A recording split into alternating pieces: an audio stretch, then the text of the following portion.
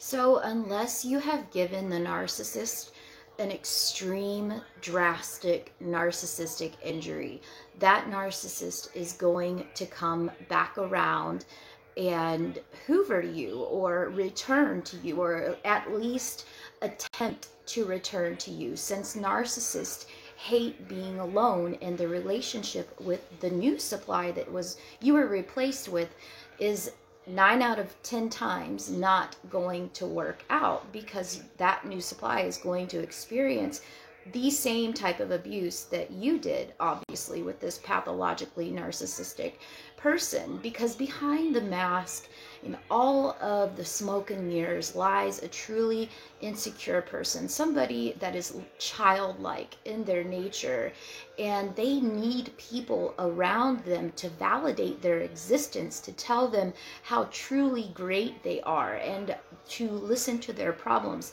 and to take away their problems for them. So here's my take on how the trap and the narcissistic cycle really works. This is basic narcissistic entrapment. First, you have your love bombing stage, or the golden period, and that is when the narcissist appears perfect. He or she appears to be presents as the perfect partner for you. 9 out of 10 times, you're going to feel like the male or female version of yourself, your mirror image. You finally met your counterpart, or somebody who measures up to all of your standards, when in all reality, they were nothing like what they presented themselves to be. They are going to play the victim in some cases. You will hear sob stories about how other people, including their last ex and previous exes, have treated them.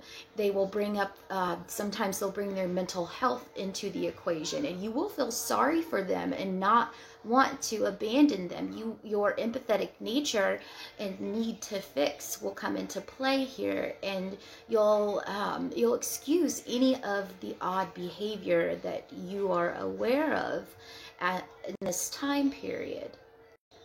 They will sometimes give of themselves in almost excess. Sometimes it's truly over the top, and they'll give you gifts. They will help you around the house. They'll help you with your kids. Whatever it is that you need, they are going to go above and beyond to make sure that you are so deeply embedded in this golden period, or this love bombing stage.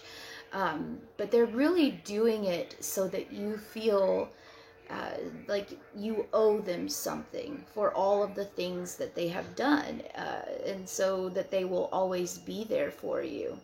And sometimes they will ask favors of you, and this is actually a psychological trick, as you'll see sometimes listed in how to get somebody to like you, is by asking them to do a favor for you. And they do this so that they can embed you even further by spending more time with you. They are going to involve others very, very quickly, including their family and friends. More often than not, their friends, but also their family members, so that they can isolate you. But also they will do it so that they can seem to be showing this deep level of affection, and but it's all smoke and mirrors. This way, if a fight erupts between the two of you, you will be seen as the problem. How could somebody who cares about you so much as to bring you around their family and friends go and cause such horrible fights between the two of you? How could someone who cares about you so much do anything to hurt you? And that's what the outsiders, of the outside people, the friends and the family, more than likely of the narcissist and not your own, due to isolation tactics, which is done by beginning to take up all of your time. That way you feel absolutely lost in their absence, and their existence breathes new life into you, and it's what gives you purpose. And without them, you have absolutely none of that, and you can feel it physically in your body. When the narcissist meets a new love perspective who may eventually replace you, they will begin what is known as the devaluation stage of the relationship. At first, they will make small cuts and jabs at you to lower your self-confidence, and eventually you will accept this as just another part of the relationship. You cannot walk away now because you feel like nobody else is going to want you, and the narcissist reinforces that. This is when the distancing happens, and this is when you feel truly trapped inside of the relationship, because they begin to feel unsure. They aren't sure what to do with you. They start to hone in on other prospective targets of primary narcissistic supply or replacement modules for you. They aren't getting the same amount and the same grade of narcissistic fuel from you that they were once getting in the past, and they seem as though they could not care less if you were there to spend time with them or not. You could disappear into thin air and they would not notice. All of the efforts and the things that they used to do with you are focused elsewhere, and they become moody and pick tiny fights with you to get fuel, or sometimes to be able to leave the house in order to go see the new source of supply. Sex and intimacy is totally gone, and it seems different. At least they get less passionate, and they seem like they are only in it for what they can get out of it. So this brings us to the dreaded discard. They've grown completely bored with you, and you are no longer their shiny new toy. They have a new shiny new toy. They start a fight and end things with no closure whatsoever. All positive and negative drama gives them fuel, and they don't care whether you leave or whether you stay. And more likely than not, if you don't leave them, they are going to leave you in the most brutal and cruel way that you could possibly think. They will just disappear in the middle of the night, and sometimes you will never see or hear from them again. And that's when you really have to implement the no contact and the blocking across all fronts. And I know that the discard phase is probably the most difficult phase to do that in, because you are absolutely just torn apart, and you are a shell of your former self.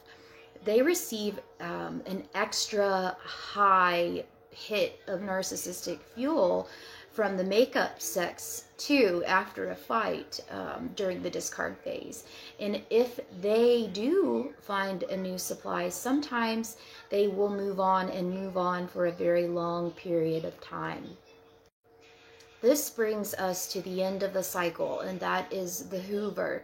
If a new supply does not work out for the narcissist, they are thinking in their minds that you are sitting back wherever you are, waiting patiently for them to return. And sometimes there are people who really truly are sitting back waiting for the narcissist's return, even years later.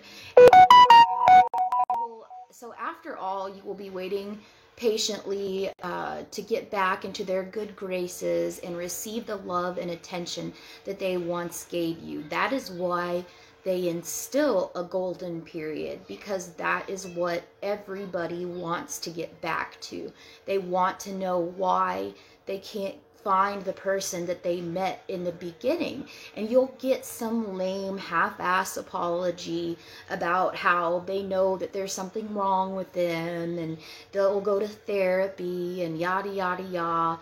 But believe me when I say this, that narcissist truly believes that you were the problem in the relationship, and that they were saint-like. They did absolutely nothing to break that relationship down. So please don't believe the narcissist, and don't even be as so open as to get the apology from the narcissist. You should be no contact all across the board, blocked on all fronts, down to your cable provider. If you can get messages through that, block them there if you can. And how quickly a narcissist returns depends on how good and of what grade the new supply source is. And if the narcissist does not have a new supply source, they may have many, many secondary sources of supply waiting in the wings. A narcissist will only realize that the games aren't working anymore when you stop responding to them and stop responding in the way that you had responded in the past. A narcissist studies you and knows very, very well what triggers you and how you will react to different situations, and they will exploit that. They know exactly how you feel about them, regardless of who else they have waiting in the wings. And it doesn't matter what kind of attention it is. These are attention-starved people, so they'll take negative or positive attention. Sometimes the negative attention being a better hit of narcissistic supply than the positive attention. So the narcissist reactions, if you stop responding to them and are totally no contact, can go a few ways.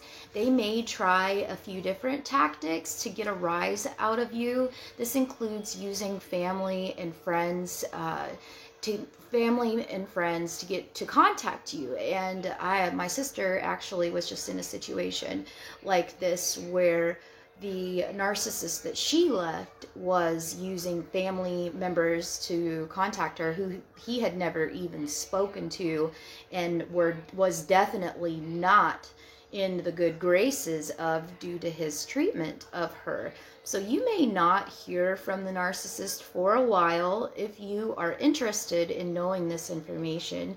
While then you may receive the "Hey, are you okay?" text message or email if you haven't blocked them, which you should right now. They will totally act as if nothing happened, as if no time has passed whatsoever. It doesn't matter if it's been a month or 40 years. They will act like no time has passed between the two of you at all, and that they can just pick up right where they left off before. And believe me, they have not changed. They will not change, and they will always be a narcissist.